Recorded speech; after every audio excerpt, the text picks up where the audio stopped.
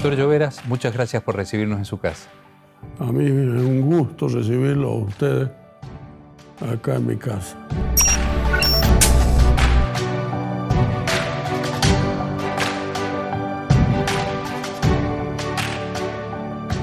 Hagamos un poquito de historia, si nos ayuda.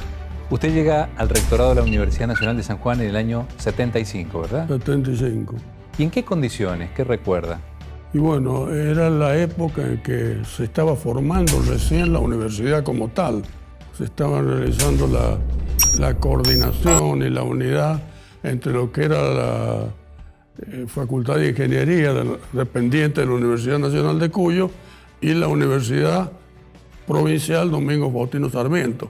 Entonces nos tocó a nosotros proceder a la reorganización y a la integración de esos dos componentes, para lo cual se elaboró un estatuto.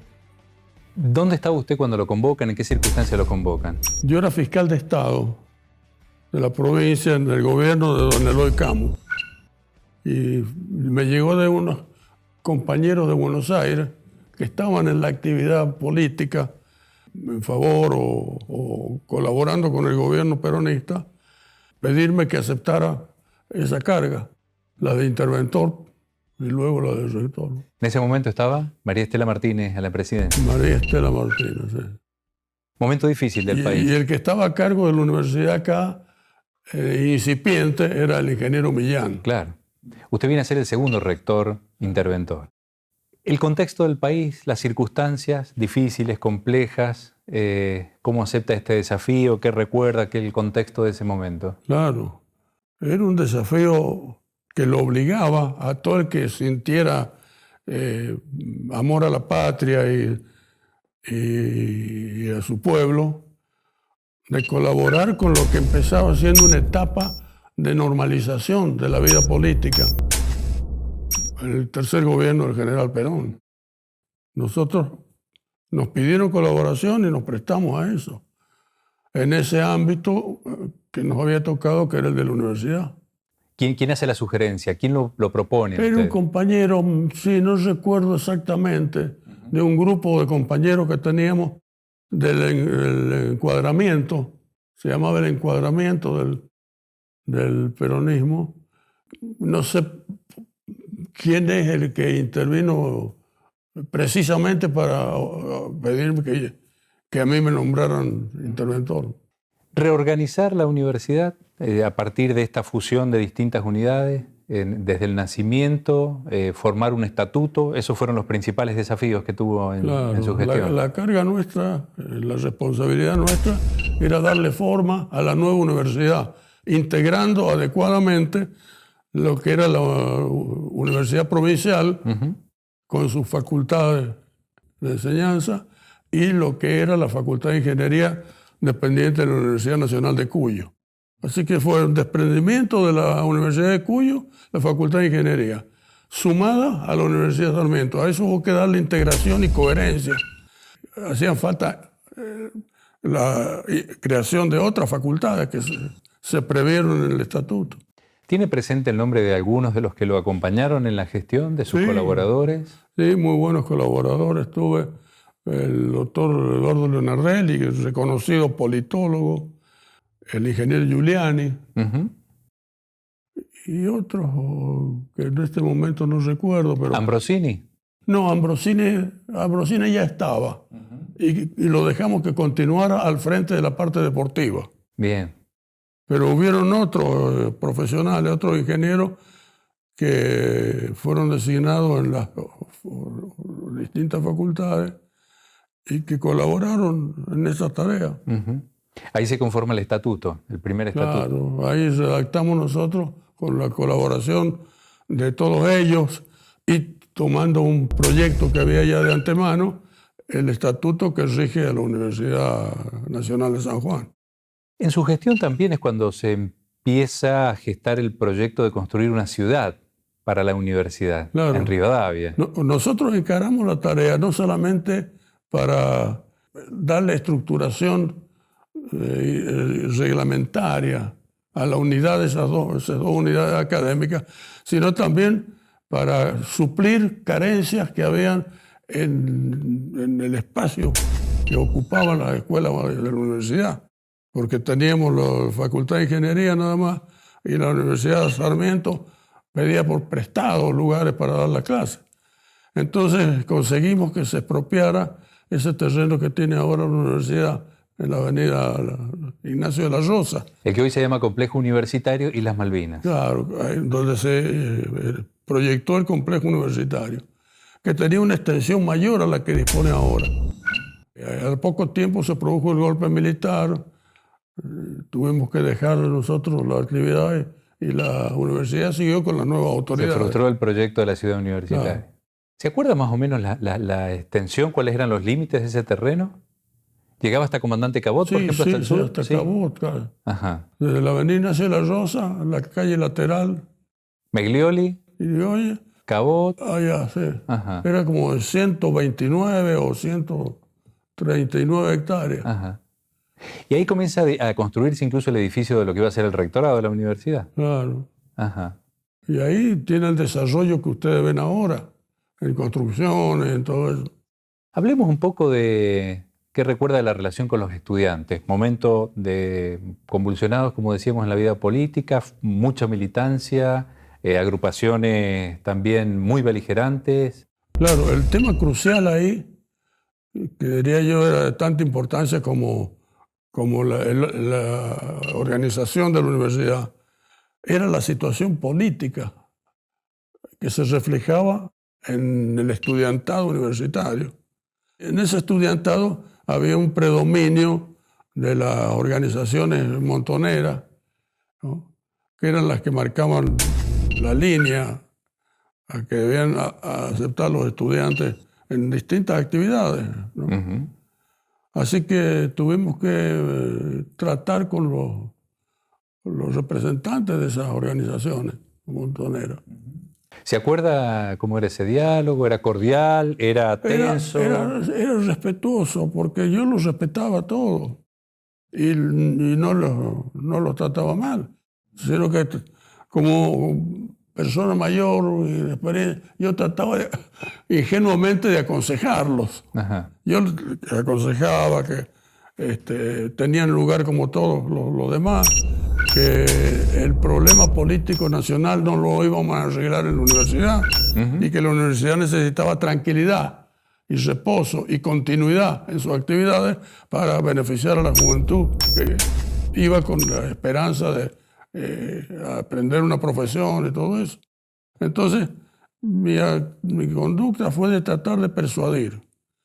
No era fácil, porque la conducción de esas organizaciones montoneras, ¿no?, tenía sus propios planes, sus propios proyectos, uh-huh, y no se venía a disolverse para que los miembros de ella se pusieran a estudiar. No los quería como militantes activos de la lucha, claro, que ellos decían estaban realizando contra la dictadura y contra la oligarquía. Sufrió un atentado en su casa, cuando usted era rector. ¿Qué recuerda puntualmente de ese acontecimiento? ¿Fue en la noche? Sí. ¿Qué fue lo que pasó? Recuerdo el retumbar de la bomba, la caída de los vidrios, y recuerdo que mi hijo, ese que está allí, movió las sábanas para sacar los vidrios y siguió durmiendo. Pero después no recuerdo más, porque cuando salí afuera a mirar no se veía nadie, se habían ido. Uh-huh. ¿Nadie se reivindicó del atentado? Claro, después vinieron la policía, pero no pasó nada con eso. ¿Alguien se atribuyó el atentado después? No recuerdo bien, yo creo que sí. Hubo una de estas que anotan en las paredes de los edificios, algo así. Pero mayormente no. Dentro en esta situación, los grupos estos activistas de montoneros y sus compañeros de la izquierda tenían la práctica de por ahí poner una bomba. Se pusieron muchas bombas. Felizmente creo que acá no hubieron muerto por la bomba.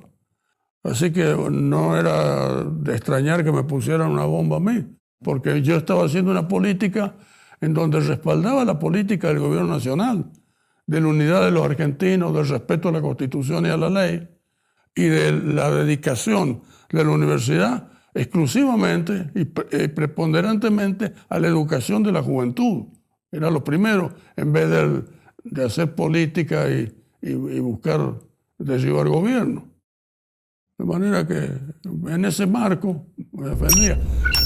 Hubo un capítulo muy particular ahí en su gestión, entiendo que tiene que ver con el comedor universitario. ¿Recuerda algo de eso? Se cerró el comedor universitario en un momento y eso tensionó mucho la relación. Un tiempo, pero después se volvió a reabrir. Hubo un problema, porque no recuerdo, pero después se volvió a reabrir y a funcionar normalmente. Sí.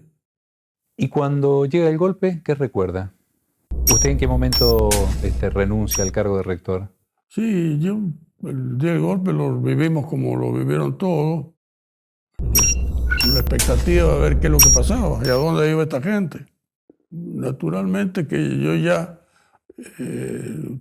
me di cuenta de que tenía que renunciar, porque yo no participaba de los fines del golpe ni de los propósitos de los golpistas, sino que más bien yo estaba defendiendo la normalidad en el funcionamiento de la institución universitaria y el respeto al gobierno elegido por el pueblo.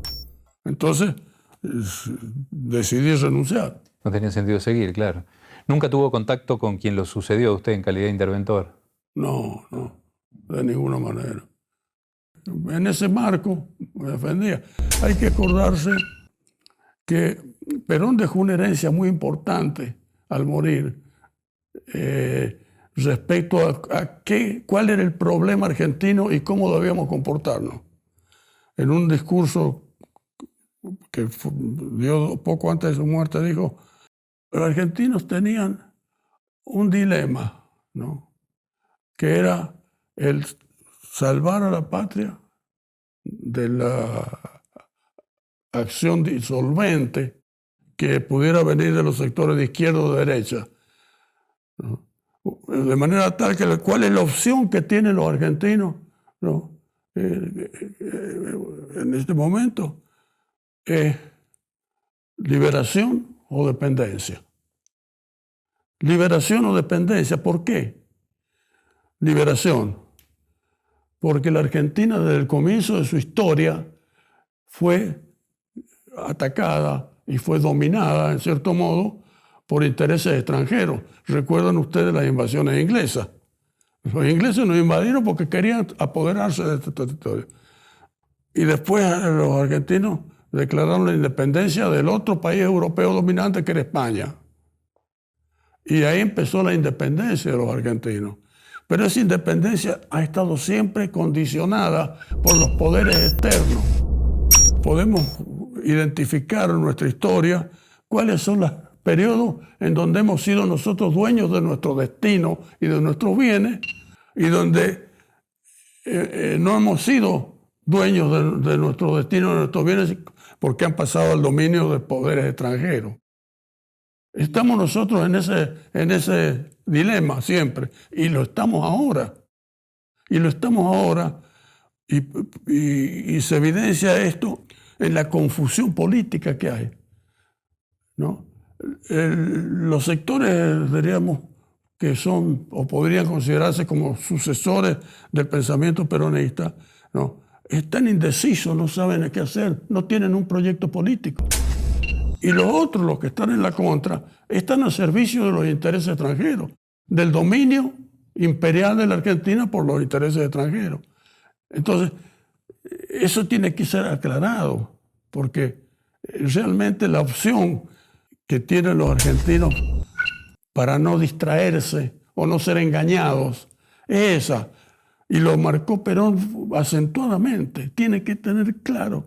O lo que no es liberación es dependencia. Entonces, ¿qué significa eso? Que debemos de liberarnos de todos los dominios que sobre los argentinos han establecido los poderes financieros y políticos extranjeros. ¿Cuál es el rol que cree usted que debe cumplir la universidad en esa tarea, en ese desafío que usted plantea? El rol debe ser esclarecer, tener los equipos apropiados para esclarecer la verdad de lo que pasa y hacer transmitir a la juventud cuáles son las opciones reales que se les presenta en la vida y a las que está sometido el país. Porque toda la politiquería y todas las cosas pequeñas, los enfrentamientos, todo está en una escala o en un nivel inferior al del problema de fondo. Usted ve lo que proclaman los políticos, que vamos a hacer, que no vamos a hacer, esto o aquello, pero no asumen el problema de fondo, que es liberación o dependencia. Uh-huh. Y le doy un ejemplo actual. ¿Qué pasa con la deuda con el Fondo Monetario?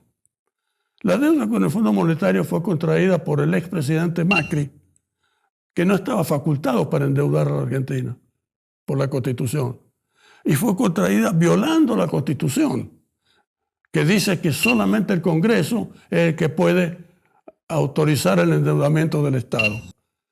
Eso nos ha colocado en una situación, diríamos así, de potencial esclavitud. Bueno, Antonio, una pregunta final sería, ¿cómo recuerda usted su paso por la Universidad Nacional de San Juan, su contribución sí. a ese proceso todavía incipiente de formación de la Universidad de San Juan? ¿Cómo lo guarda en la memoria? Una experiencia muy grata para mí y muy constructiva de mi pensamiento, de mi idea. Una hermosa experiencia. Porque, ¿de qué se trataba? De organizar la enseñanza y la capacitación y, en cierto modo, transmitir un pensamiento político sano a la juventud. Teníamos en claro nosotros, y eso lo enseñó Perón, ¿no?, de que todos los argentinos debemos coincidir en lo que nos interesa, en lo que nos conviene a todos, que es la independencia, la liberación, sin perjuicio de que se tengan las inclinaciones o preferencias políticas que cada uno le parezca. Pero primero la patria. Primero la patria, después el movimiento. El movimiento no es el partido. El movimiento es la suma de todos aquellos que comparten el objetivo de primero la patria, sea del partido que sea. O sea, que anteponen el interés de la patria a cualquier otro partido. Ese es el movimiento. Y luego el partido, bueno, los que quieren adherirse al estatuto o lo que fuera de un partido político, pero hizo esa discriminación que es bastante sabia. Es ordenadora. ¿Para qué? Para que todos los argentinos sepamos que tenemos un deber común y un interés común, que es defender a la patria. Gracias, Antonio, por la entrevista. Gracias a ustedes. Muy amable. Que sigan muy bien.